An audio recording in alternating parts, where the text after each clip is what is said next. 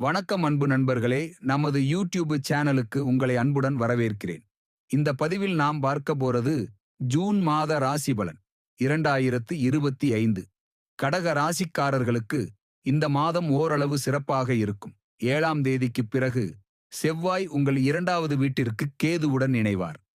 இது ஒரு நல்ல சூழ்நிலை அல்ல. எனவே நீங்கள் உங்கள் பேச்சை கட்டுப்படுத்த வேண்டும்.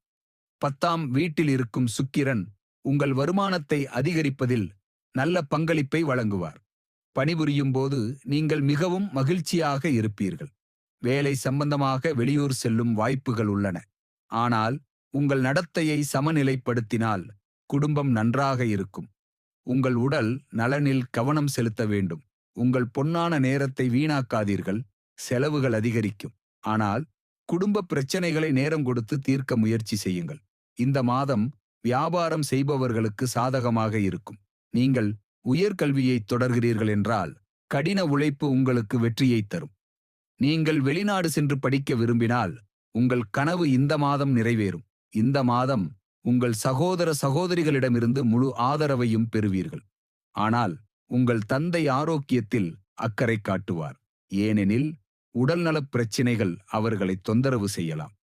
மாதத்தின் தொடக்கத்தில் சூரியனும் புதனும் 5ஆம் வீட்டிற்கு அதிபதியான செவ்வாய் உங்கள் முதல் வீட்டில் இருப்பதால் நீங்கள் ஒருவரையொருவர் புரிந்து கொள்ள முடியும்.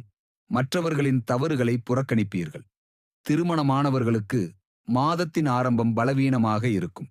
என்றால் செவ்வாய் 7வது வீட்டில் இருப்பதால் உங்கள் உறவில் பதற்றம் மற்றும் மோதல்கள் ஏற்பட வாய்ப்புள்ளது.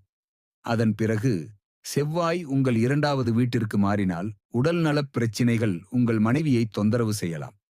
இந்த மாதம் நீங்கள் உங்கள் புத்திசாலித்தனத்தை பயன்படுத்தி நல்ல லாபத்தை பெறுவீர்கள்.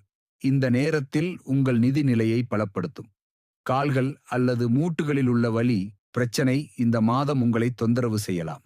எனவே உங்கள் ஆரோக்கியத்தை தொடர்ந்து கண்காணித்து ஆரோக்கியமாக இருக்க முயற்சி செய்யுங்கள்.